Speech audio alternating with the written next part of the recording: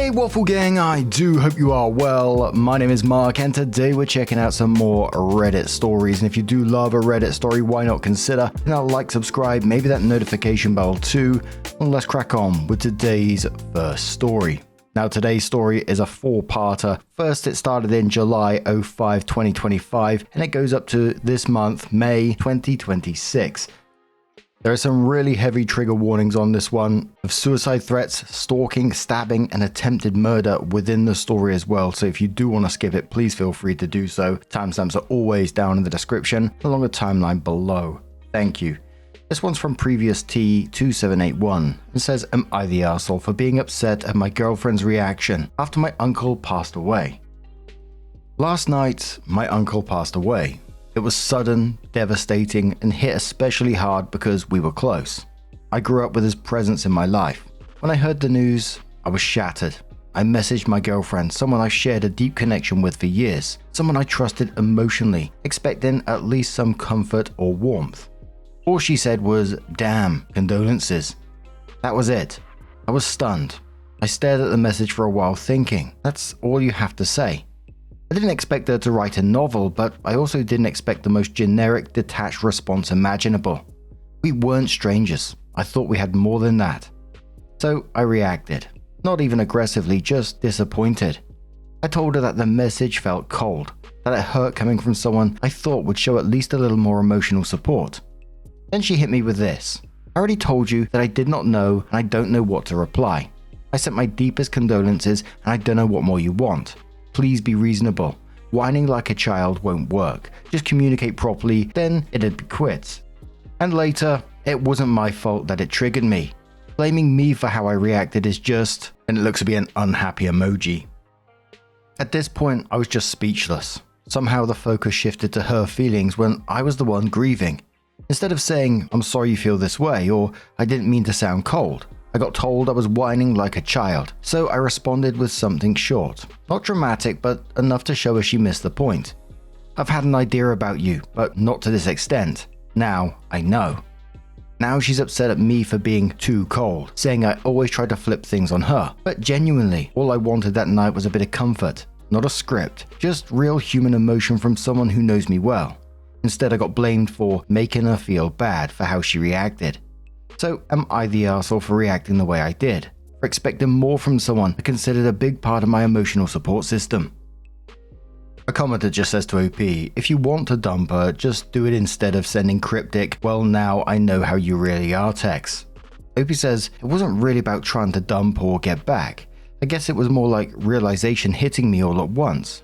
Not trying to be cryptic, just processing it in my own way." Commenter says, "I'm curious what your message was to her as you left it out, and she called it childish."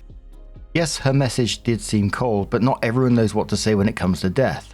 If you really needed emotional support, maybe call her, but it does seem like you picked a fight over this. OP says, "I actually FaceTimed her when it happened. I didn't just send a message. I told her directly, looking for some sort of comfort or care, and her immediate response was just, 'Damn, condolences.' That was it. I get that not everyone knows what to say when it comes to death, I really do. But it wasn't about finding the right words, it was how robotic and detached it felt, especially from someone I've trusted with my most vulnerable moments. No emotion, no follow-up, just that one line. I didn't pick a fight, I was hurt and confused. When I tried to express that instead of having a conversation, she got defensive and blamed me for reacting to it. That's what made things spiral." Commenter says, "Damn, rest in peace relationship, and maybe even good riddance. At first I was thinking you probably should have called her instead of texting, but seriously, that response from her. If she can't handle you when you're down, get the fuck out. You deserve someone who can, and not only can, but wants to. If someone I was close to got so cold and distant, I'd be questioning all kinds of things, or also staring at the exit door for a good moment thinking, what the fuck just happened? I feel you, not the arsehole." Now initially as I was reading it, I was thinking, people freeze around death like that commenter said, and not everyone knows the perfect thing to say. Even if she just said, "I'm sorry, I don't know what to say, I didn't mean to sound cold," or even, "I'm here for you," then it probably wouldn't have exploded in the way it did. Instead, she turned it to, "Whining like a child, be reasonable and it triggered me and you're blaming me." And that's the point where it completely changed for me. But as I mentioned, there are several updates to this. I imagine it's going to get pretty bad if we're taking those trigger warnings on board. But OP came in with another post, which is the update, part of the update, saying, "Am I the arsehole for breaking up with my girlfriend and refusing to go back, even though she's now begging me?" It says, "It's been a month since I broke up with my ex, and honestly, it's been a roller coaster. I ended things for a lot of reasons, but one moment that really stuck with me was when my uncle passed away. I was grieving, trying to process everything, and her response was just, 'Damn, condolences.' I don't know. Maybe some people wouldn't think much of it, but it felt cold to me, dismissive, and it showed me how emotionally detached she was at times when I needed someone to lean on. That moment stuck in the back of my head." But that wasn't the only issue. Whenever I tried to reach out, she always seemed unavailable. Either she already had plans or she'd give me some flimsy excuse. I felt like I was putting in the effort to keep the connection alive, while she just kept me on the back burner.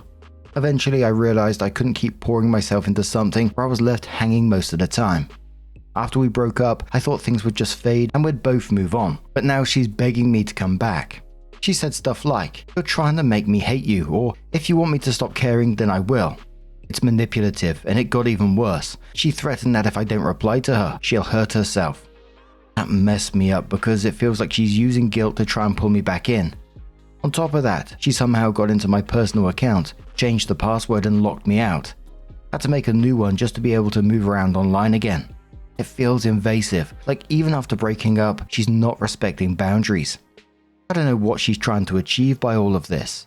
I broke up with her because of how drained I felt and because she wasn't really there for me when it mattered. Now she's pushing even harder, but all it's doing is confirming why I had to walk away in the first place. I don't hate her, but I can't go back to someone who made me feel so unsupportive and now tries to control me with guilt. The commenter says, "Absolutely not the arsehole. She sounds unhinged. Block her on everything and check all of your online accounts to make sure they are safe. Change all the passwords if necessary, because she might get even worse when she is blocked." Opie says, "Yeah, that's honestly what I'm worried about too. She's already gotten into my personal email once, which gave her access to almost all my linked accounts, and that's a big reason I've been scrambling to change every password and secure everything I can." The commenter says, "Not the arsehole. Her saying she'll kill herself is absolutely a manipulation tactic.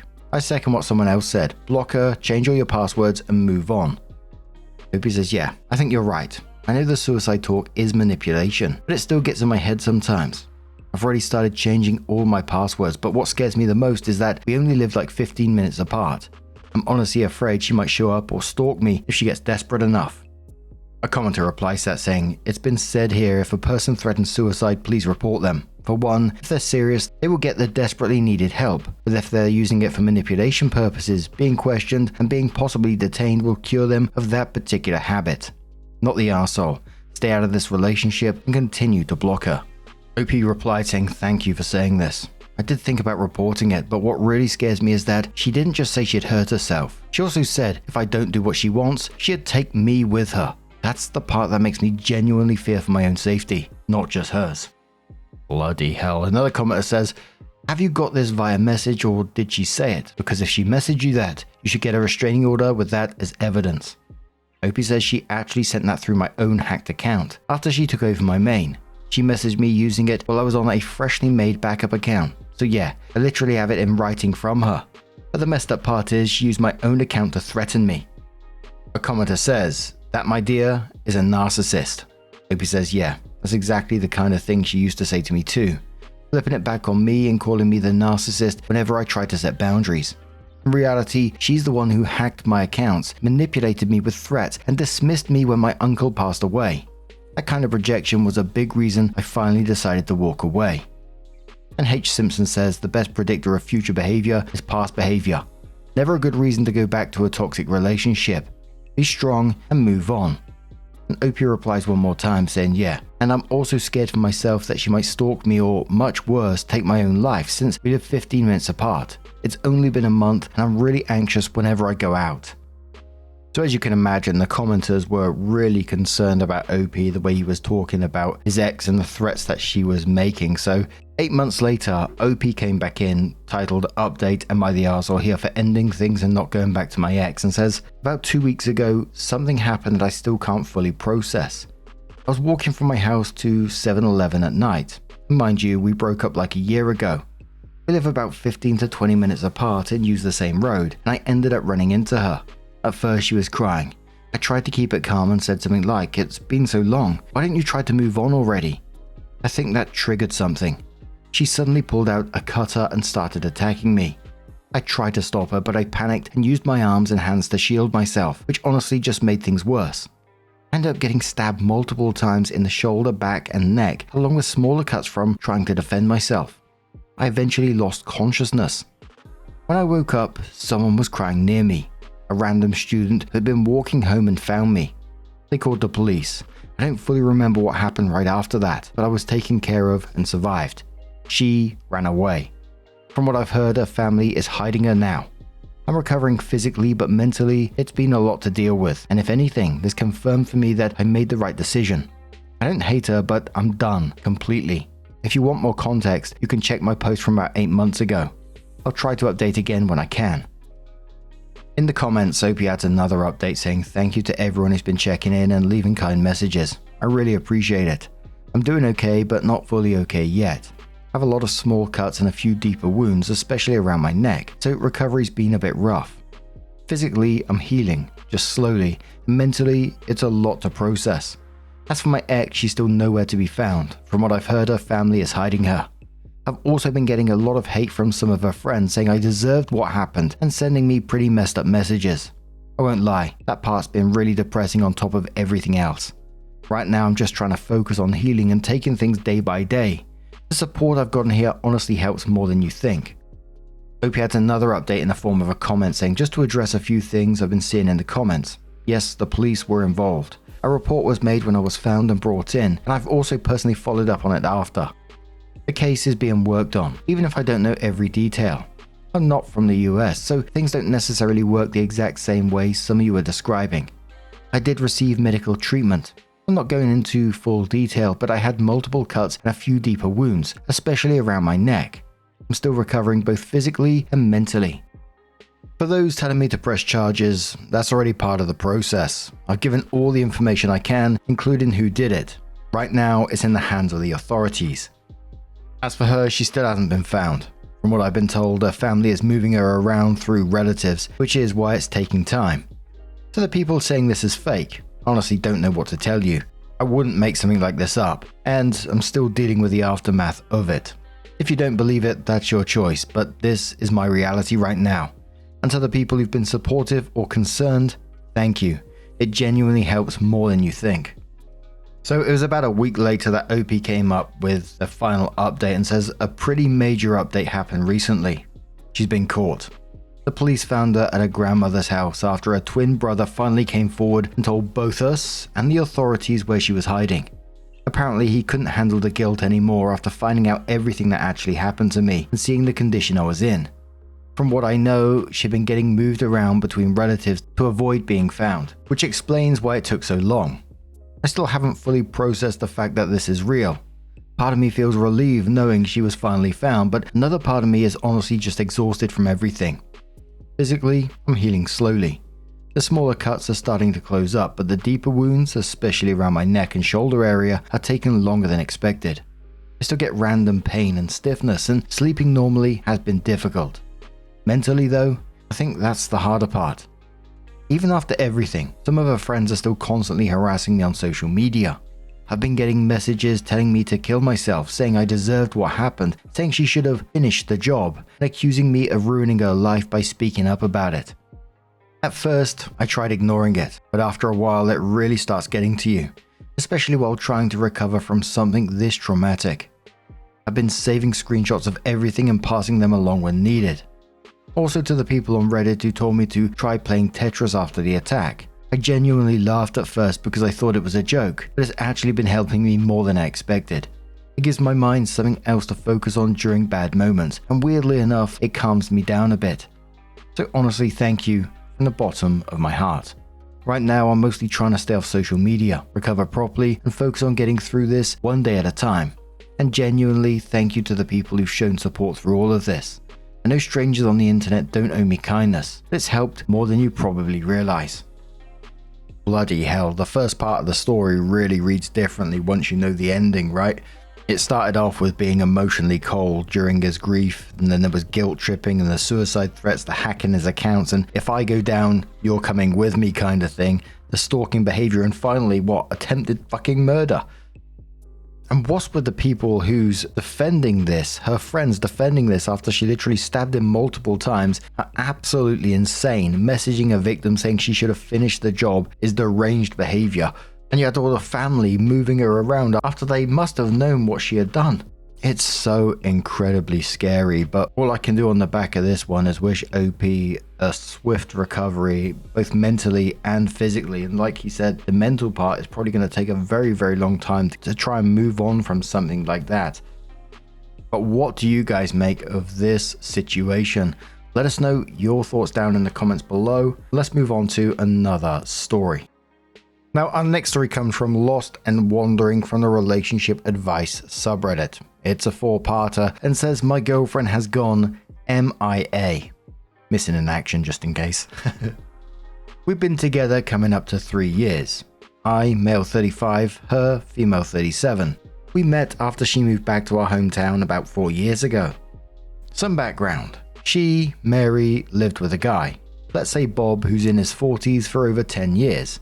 They met at their workplace. She moved to his city for a job after college. He had 3 girls under 7 at the time. He went through a bad marriage, then the mum disappears after the divorce. She meets this guy, they find time to date, then she moves in with him. She's crazy in love, and for 10 years or so, she was essentially the mum and wife without being official. Mary wanted to get married and have her own children. Bob did not want to rush into another marriage.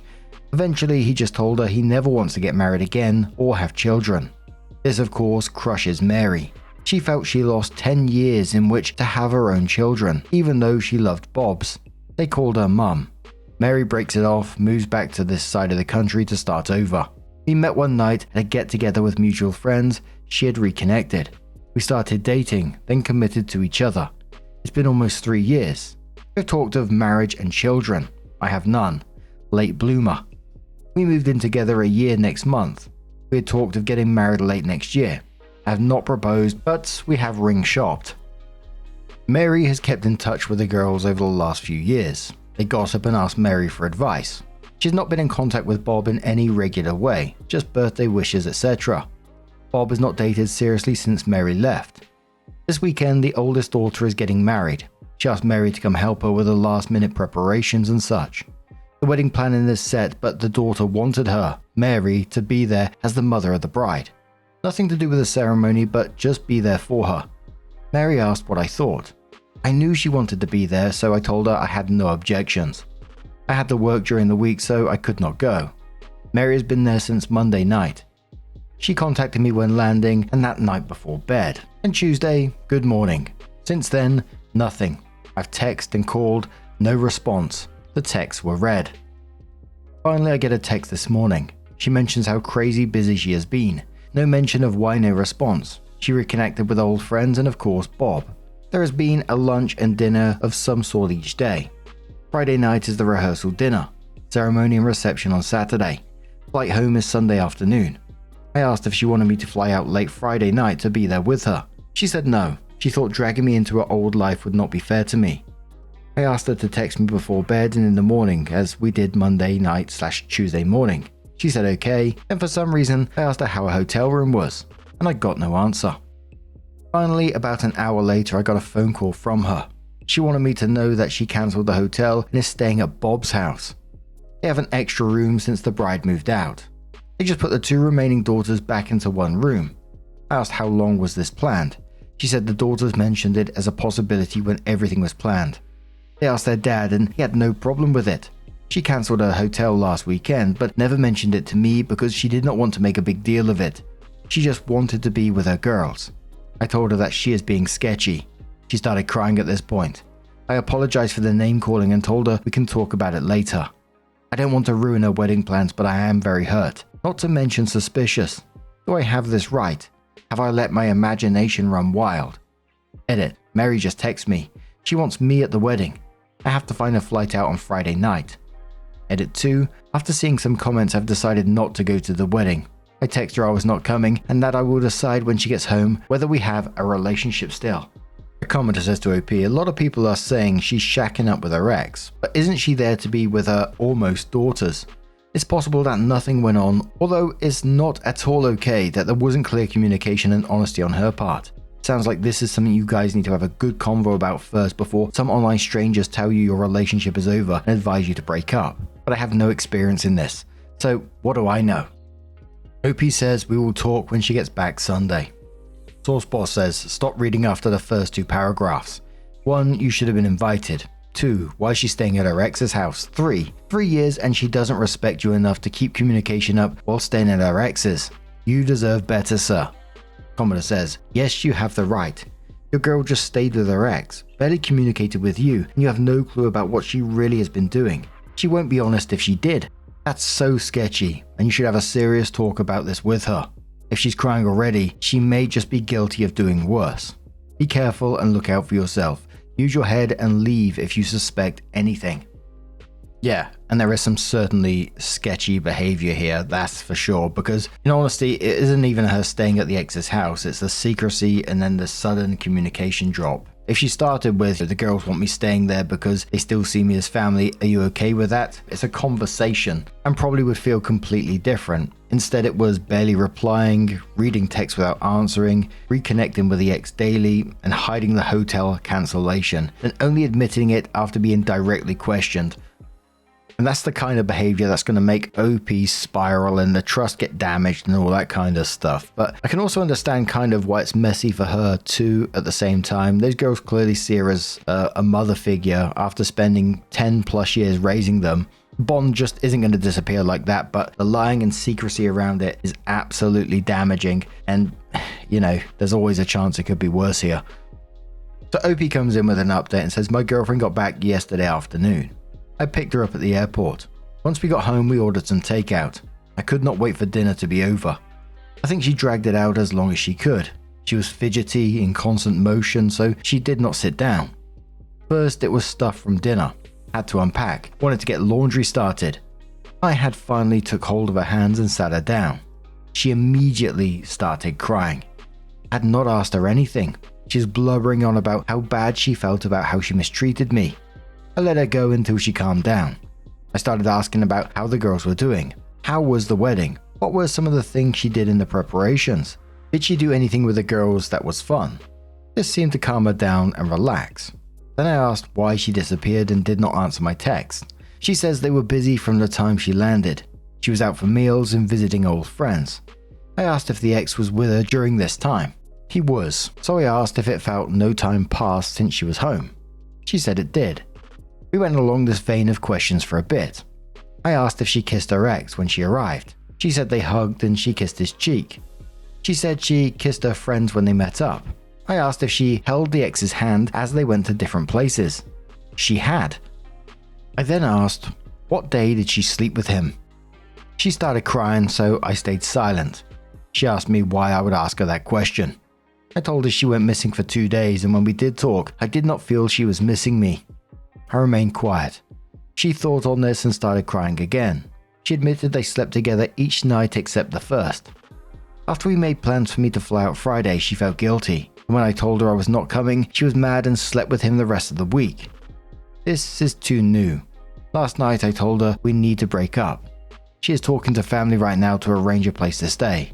So sometime this week, she will be moving out. The commenter says to OP, I'm so sorry. It sounds as if you handled a terrible situation really well. Her actions are not a reflection on you, they're a reflection on her. Commenter replies saying, I cannot upvote this hard enough. That is something that's very easy to lose sight of in this situation. Her actions are not a reflection on you, they're a reflection on her. Punisher says, ugh, this sub can be so depressing. Like, I wish one of these situations would go right just one time, but it feels like it's always the worst. I'm sorry for you, sir, and I hope you can get a clean break from her and move on.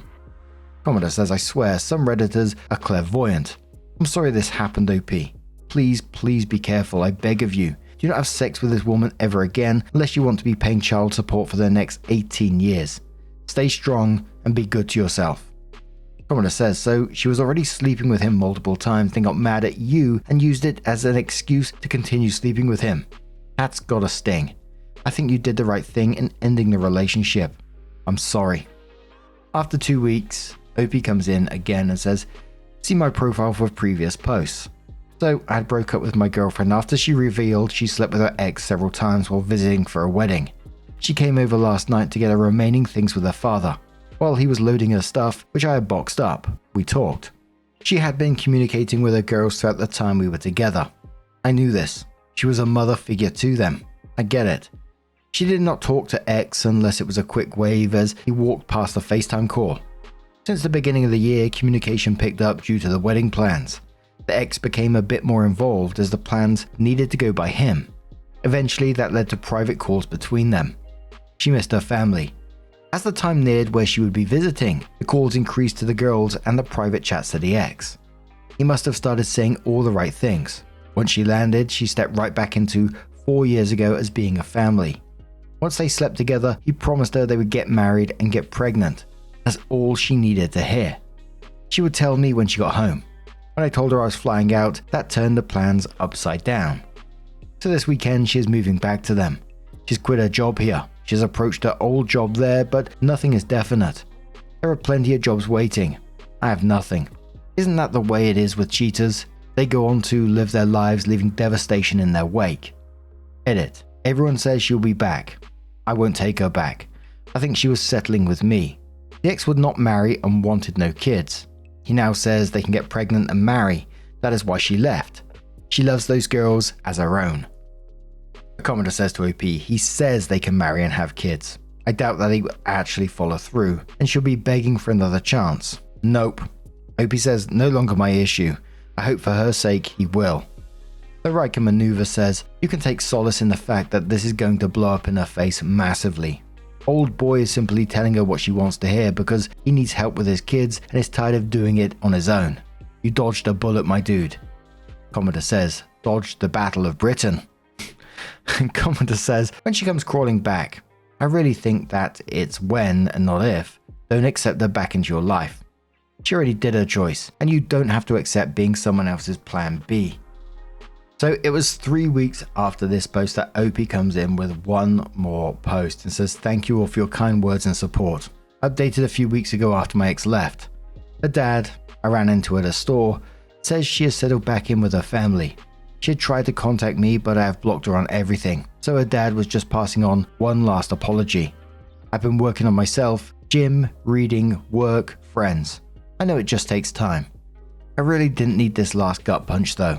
Anyways, thank you again.